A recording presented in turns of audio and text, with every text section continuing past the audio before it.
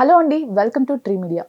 మనతో పాటు family counsellor, social activist Shri Krishnakumari గారు ఉన్నారు. మేడం నమస్తే. నమస్తే మేడం, సోషల్ మీడియాలో ఒక వీడియో వైరల్ అవుతోంది.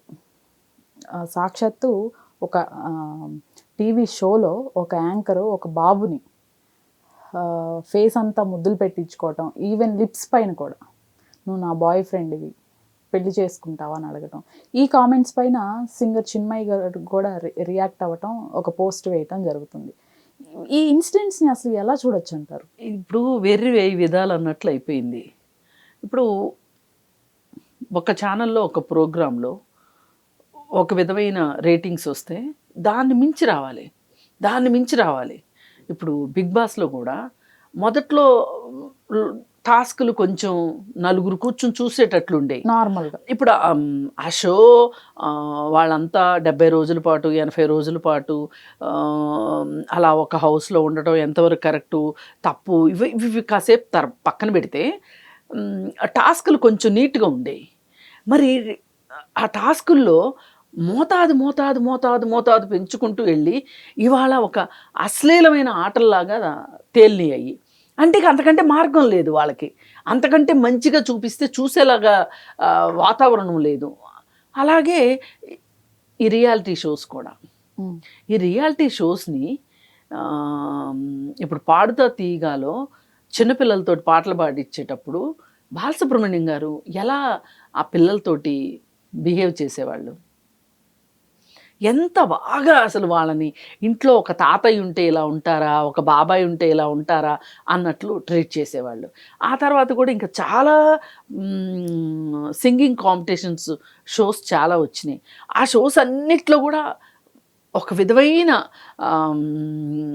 వాళ్ళు ఏడుస్తుంటే వాళ్ళని ఓదార్చడం కావచ్చు, చాలా నీట్గా ఉండేవి. అయితే ఈ షో, ఈ అనసూయ చేసిన షో ఏదైతే ఉందో అది పిల్లలతో చేసినప్పుడు పిల్లల తల్లిదండ్రులు, అందులో పార్టిసిపేట్ చేసే జడ్జీల్లాగా ఉండేవాళ్ళు కొంతమంది, యాంకరు ఈవిడ, ఇట్లా వీళ్ళందరూ కలిసి చేసిన షో అది. ఆ షోలో ఆ బాబుని ఎత్తుకొని నువ్వు నా బాయ్ ఫ్రెండ్వి, నన్ను పెళ్లి చేసుకుంటావా అని ముద్దులు పెట్టించుకోవటం, బొగ్గల మీద ముద్దులు పెట్టించుకోవటం కాకుండా, నుదురు మీద ముద్దు పెట్టించుకోవటం కాకుండా పెదాల మీద కూడా ముద్దు పెట్టించుకోవడం అనేది ఇక అది పరాకాష్ట అనుకోవాలి. మరి తను ఎందుకు అలా చేయవలసి వచ్చింది? స్క్రిప్ట్ రాసినోడిది తప్ప, ఈవిడిది తప్ప అంటే స్క్రిప్ట్ రాసినోడిది తప్పు కావచ్చు, కానీ ప్రపంచానికి కనిపించేది ఎవరు? నువ్వే కదా, నీకు ఆ బాధ్యత అయితే ఉండాలి కదా. ఇది ఎందుకు తప్పో కూడా చిన్మయి చాలా బాగా ఎక్స్ప్లెయిన్ చేసింది. నాకు చాలా విషయాల్లో చిన్మయి చాలా నచ్చుతుంది. అసలు అంత డేరింగ్గా, డాషింగ్గా ఇవాళ ప్రొఫెషన్ కూడా పక్కన పెట్టాల్సిన పరిస్థితి వచ్చింది చిన్మయికి.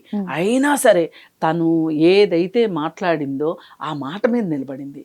ఇది ఒక రకంగా ఎవ్వరూ ఉపాధిని కోల్పోవటానికి ఇష్టపడరు, వచ్చే డబ్బుల్ని పోగొట్టుకుంటానికి ఎవ్వరు ఇష్టపడరు, కానీ తను నిలబడింది దానికోసం. తనకి హ్యాట్స్ ఆఫ్ చెప్పక తప్పదు.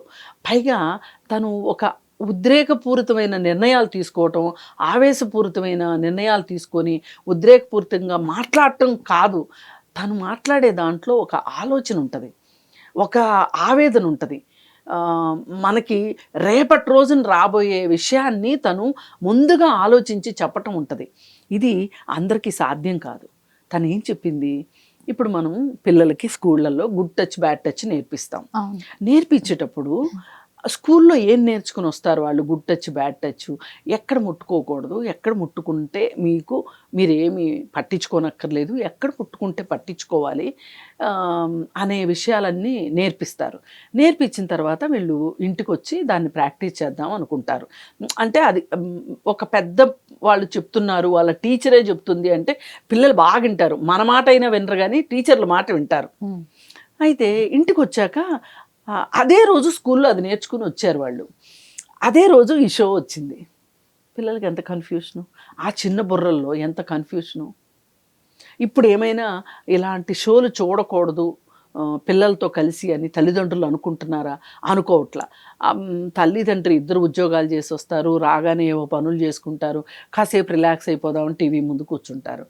ఆ రిలాక్సేషన్లో భాగంగా ఇది వస్తుంది. ఇప్పుడు ఈ పిల్లలు అడుగుతారు, మరి మాకు స్కూల్లో అలా చెప్పారు, ఇప్పుడు ఇలా చెప్తున్నారేంటి అని. ఇలాంటి గందరగోళానికి మట్టుకు గురి చేయొద్దు.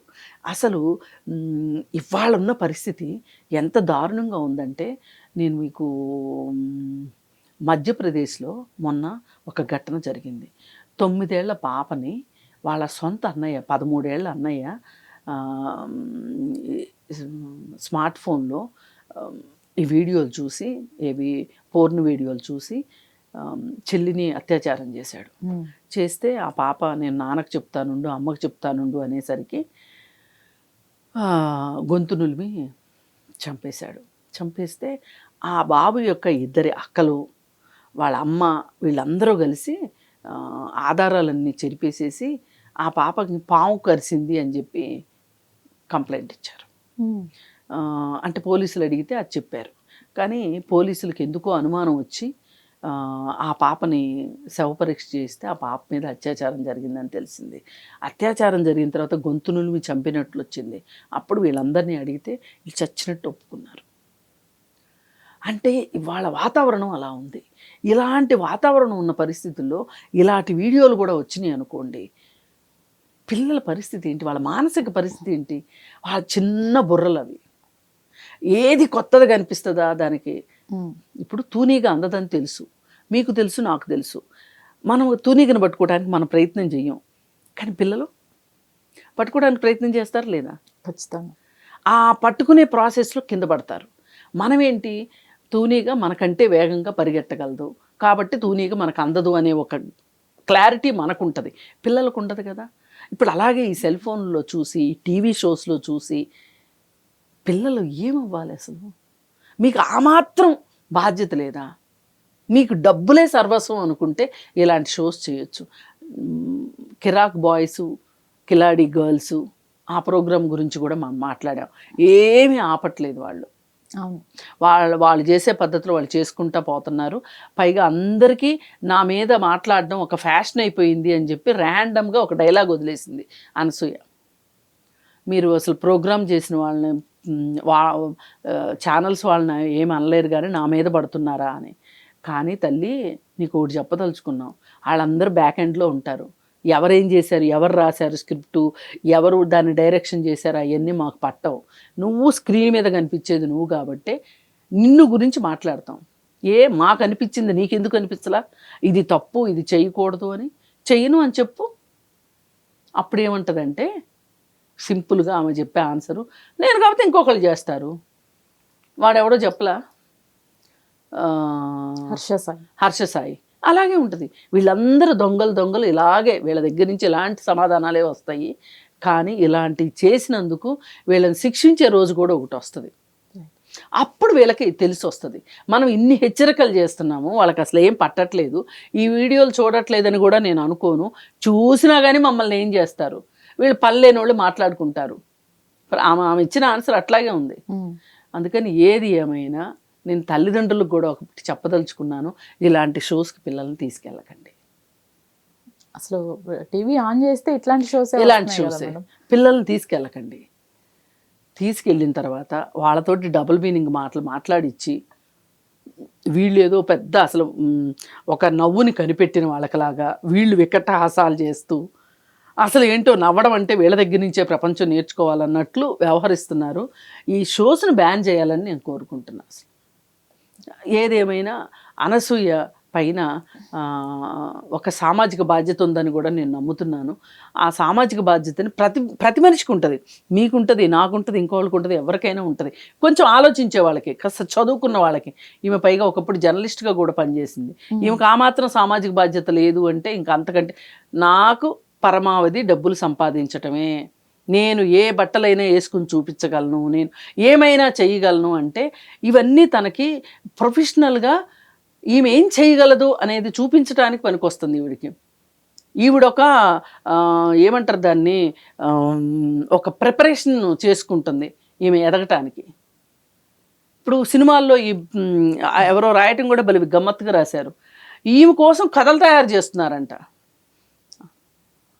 ఆ కథలు తయారు చేసేవాడిని ఎవరన్నా పట్టుకుని తన్నాలి, అప్పుడు కానీ బుద్ధి రాదు, సిగ్గు రాదు వీళ్ళకి. అందుకని చూసేవాళ్ళు కూడా కొంచెం ఇది మనకి ఎంత ఆరోగ్యకరం, మన పిల్లలకి ఎంత ఆరోగ్యకరం అనేది ఆలోచించాలని నేను కోరుకుంటున్నాను. Right madam, thank you.